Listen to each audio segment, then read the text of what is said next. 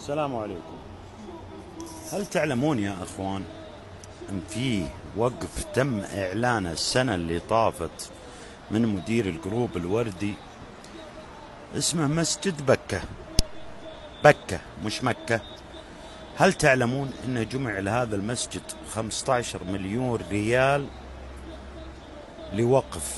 تخيلوا هذا الوقف لا زال إلى الآن وما في لا مسجد ولا في شيء، وال15 مليون هذه واتحداهم وراهن على هذا الكلام إذا أثبت صحة كلامه، ولا طلع لكم مسجد ولا موقع في مسجد بكة. يا أخواني لسه والله بكشف لكم سعر كيف تدخل، كيف يجيبون سعر الإفطار.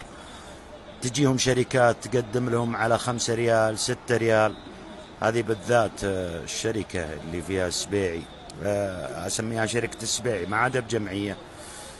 سبيعي ذا أنا ناوي رمضان ذا إن شاء الله إنه يتكفل ملفه، لأنها وصلتني ملف كامل عنهم.